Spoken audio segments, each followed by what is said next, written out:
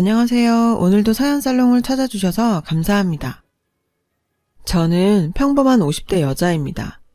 저희 엄마가 예전에 사주 보러 가면 제가 남편 복도 있고 자식 복도 있다고 그랬다더군요. 그런데 그 사주쟁이가 영 틀린 말을 한 것 같아요. 남편 복, 자식 복은커녕 뒤통수만 맞고 사네요. 20대에 첫 남편을 만나 행복하게 신혼생활 했었습니다. 1년을 정말 꿀같이 지냈었죠. 그러나 그 행복도 잠시 남편이 교통사고로 세상을 떠나고 말았습니다. 6개월 동안 지극정성으로 간호했지만 결국 세상을 뜨고 말았죠.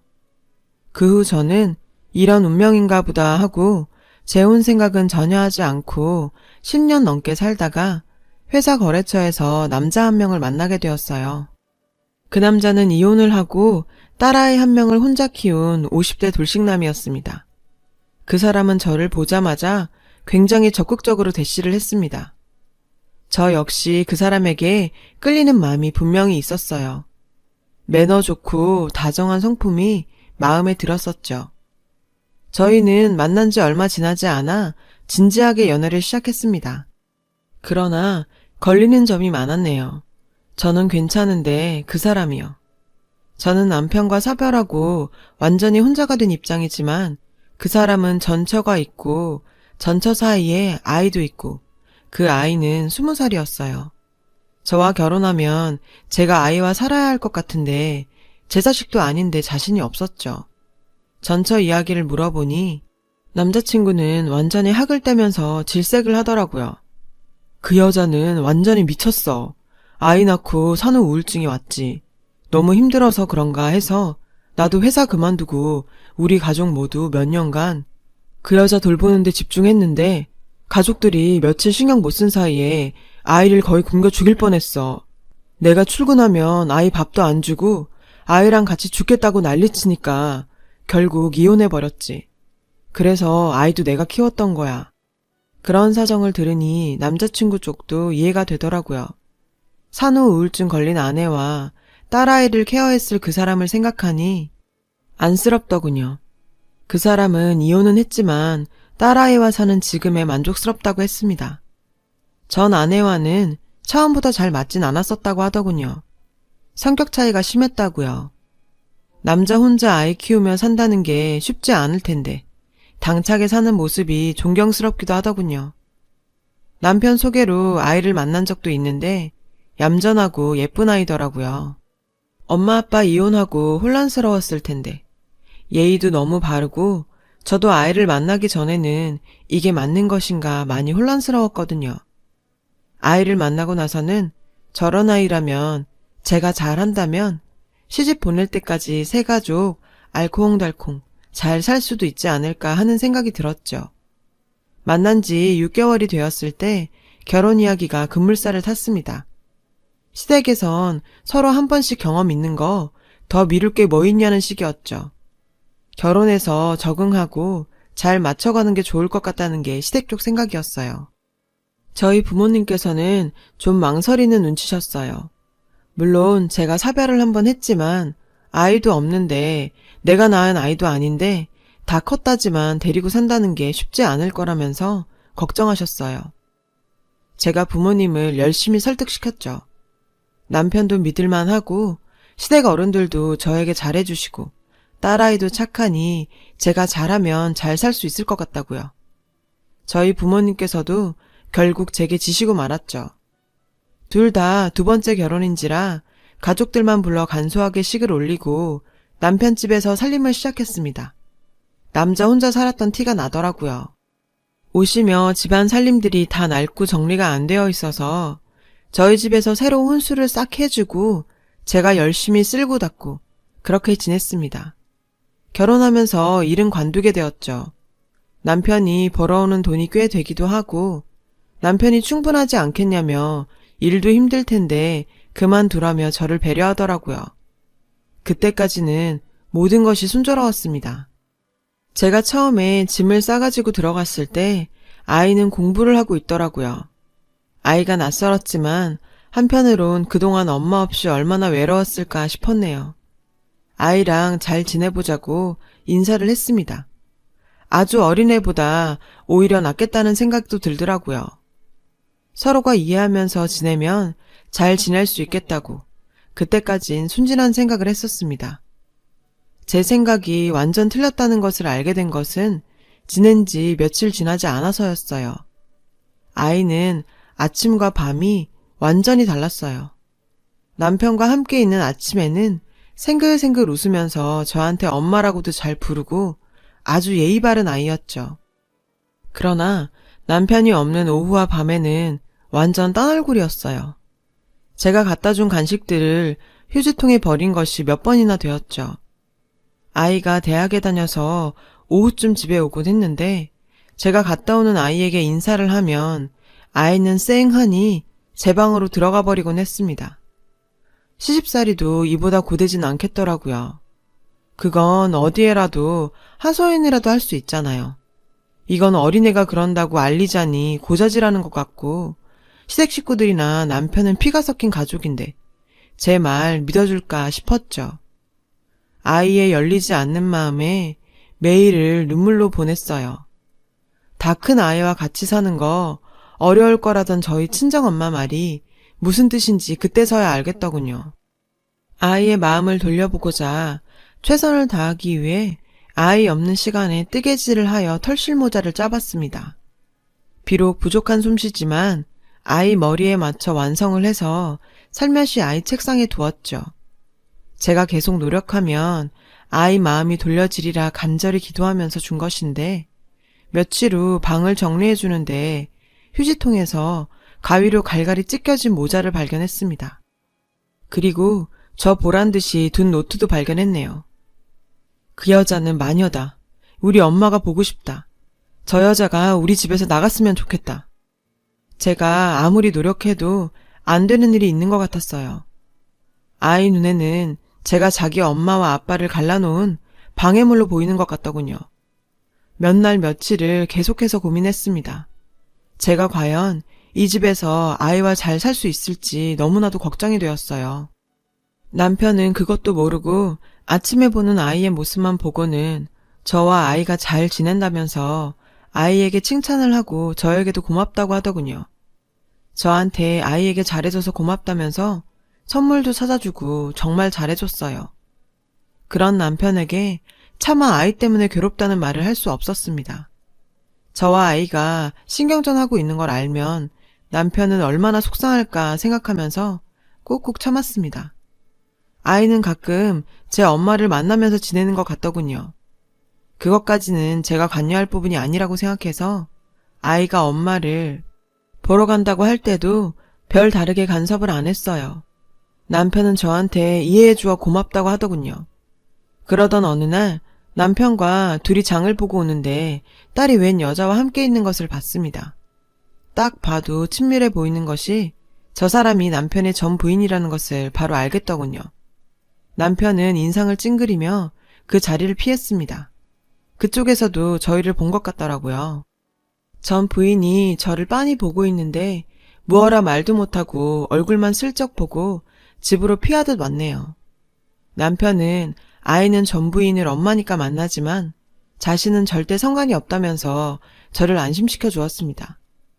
처음부터 전 부인 있는 거 알고 시작한 관계인데 뭐 어쩌겠어요.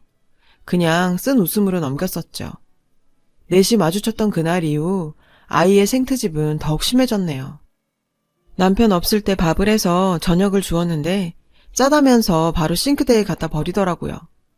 찌개가 버려지는 것을 보면서 제가 참고 지내던 인내심도 터져버렸습니다. 아이에게 버럭 고함을 지르면서 야단을 쳤습니다. 아이는 지지 않고 저한테 마구 쏘아 붙이더군요. 저기요, 이걸 먹으라고 한 거예요? 소금만 들이부어서 먹을 수 없는데 어떻게 먹으란 거예요? 아줌마 입맛이 어떻게 된 거 아니에요?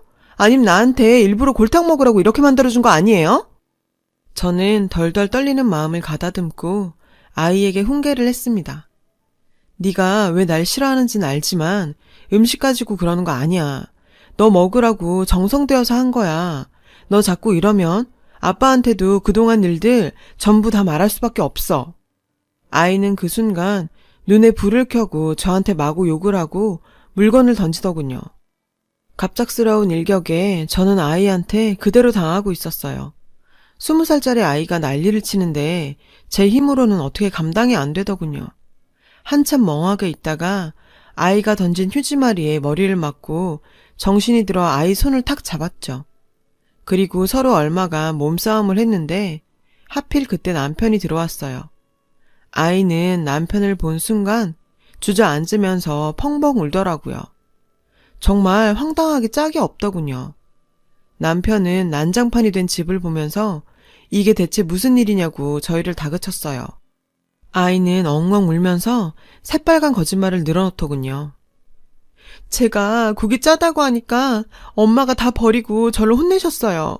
저는 그냥 너무 짜서 먹을 수 없어서 그런 건데 정말 죄송해요, 엄마, 아빠.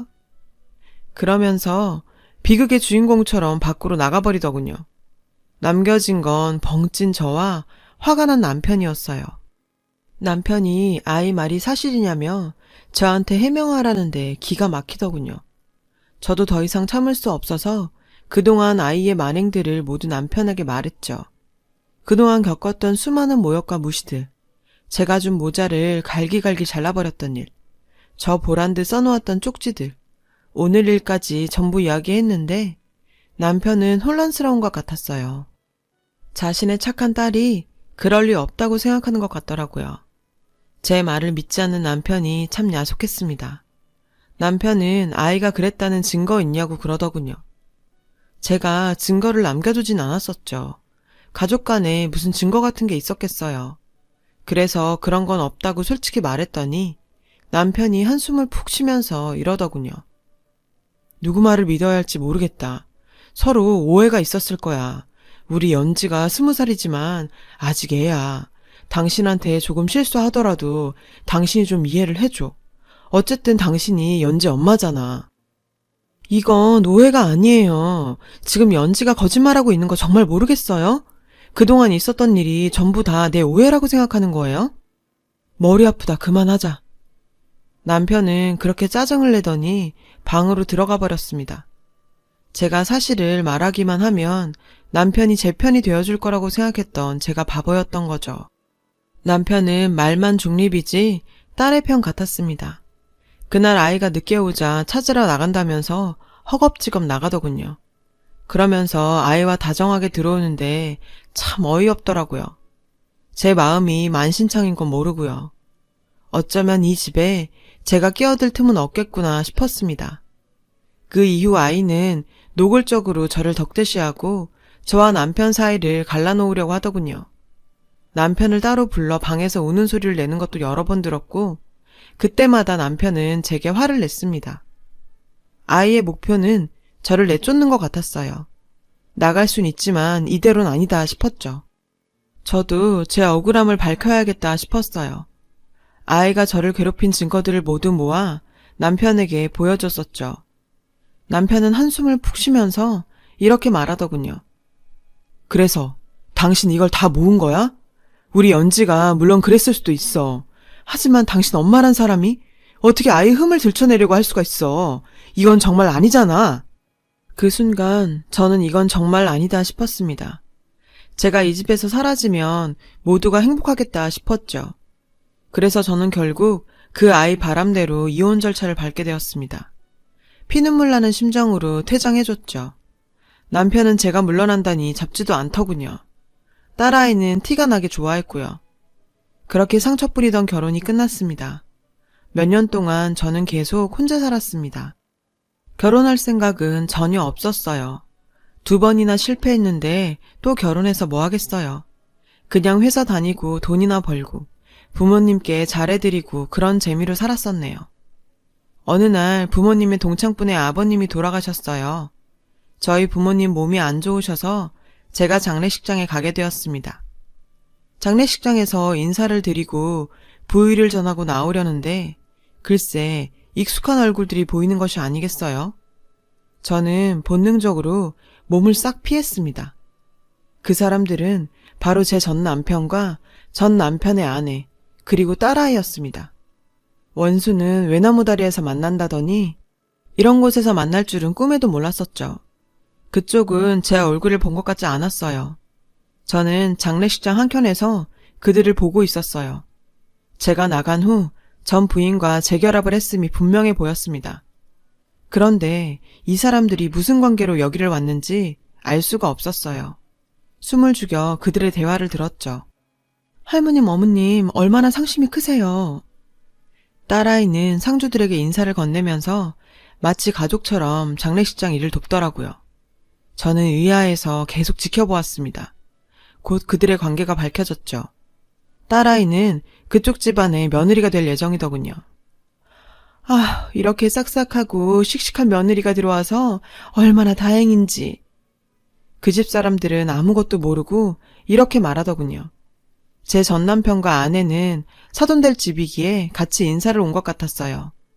제 안에서 오랜만에 분노가 끌어올랐습니다. 저에게 그렇게 상처를 주고 저들은 잘 먹고 잘 살고 딸까지 좋은 집안에 시집 보내려고 하고 있더군요. 그 일 제가 막아야겠다고 생각했습니다. 장례식이 끝나고 저는 부모님께 말씀을 드렸어요. 그 집안에 며느리 될 아이가 그 사람 딸인데 알려야 하지 않겠냐고요. 저희 부모님은 놀라면서 당장 친구분께 전화를 걸어 제가 겪었던 일들, 그 집안의 복잡한 속내, 딸아이가 저를 내치려 했던 악행들 모두 다 얘기했어요. 그 집에서는 그 일을 심각하게 받아들였더군요. 그런 일이 있을 줄이야, 세상에. 우리는 그저 아들이 좋다니까 시키려는 거였는데 절대 안 되겠어. 그런 아이가 며느리로 들어오면 우리 집이 어떻게 되겠어? 그 집에서는 당장 파혼 절차를 밟겠다고 난리가 났고 저는 10년 묵은 채증이 내려가는 듯 시원하더라고요. 그 일이 그렇게 지나가나 했는데 어느 날 저희 집 문을 누가 두드리는 것이 아니겠어요? 등장한 사람들은 바로 전 남편과 그의 전 아내, 그리고 딸아이였어요. 저를 보자마자 딸아이가 눈물을 흘리면서 용서를 빌더군요. 제가 잘못했어요. 그때는 제가 어렸어요. 상처드린 건 알지만 저 그 남자 없으면 못 살아요. 다시 말씀해 주시면 안 될까요? 저희 시어머니께 다시 말씀해 주셔서 오해였다고, 잘못 알았다고 그렇게만 말해 주세요. 그렇지만 저는 전혀 그럴 생각이 없었습니다. 저는 이혼도 겪었는데 남파혼이 대수인가요? 냉정하게 말했습니다. 네가 나한테 했던지 죽어도 못 잊어. 너 그렇게 살면서 벌 안 받을 줄 알았지? 다 너한테 돌아오는 거야. 다른 말 할 생각 없으니 빨리 나가. 저희 부모님께서도 호통치시고 무릎 꿇고 비는 전 남편과 그의 아내, 딸을 내쫓으셨어요. 결국 그 결혼은 완전히 파토났다는 소식을 듣게 되었습니다. 엄마 아빠가 이혼하고 상처받은 딸의 마음을 이해해 보려고도 했습니다. 그래서 더 보듬어주고 싶었고요. 하지만 그 투정이 도가 넘으니 인성 문제인 것 같네요. 모든 사람이 같은 상황에 처한다고 똑같이 행동하는 것은 아니니까요. 저를 괴롭힐 땐 어떤 미래가 닥칠지 생각 못했겠죠. 그때 당한 것들을 생각하면 지금도 치가 떨리지만 그쪽도 그쪽 나름대로 대가를 치렀다고 생각합니다. 인생사 자기가 한 짓 부메랑처럼 다시 돌아오는 건가 봅니다. 다시 혼자가 된 지금 저도 이런 일 저런 일 있고 누군가에게 의지하기보다는 제 인생 더 열심히 잘 살아보려고 합니다. 제 긴 이야기를 들어주셔서 고맙습니다. 항상 기쁜 일만 있으시길 바랍니다. 여러분, 사연 댓글에 응원과 현명한 조언 부탁드려요. 좋아요와 구독은 저에게 큰 힘이 됩니다. 오늘도 좋은 일 가득하세요.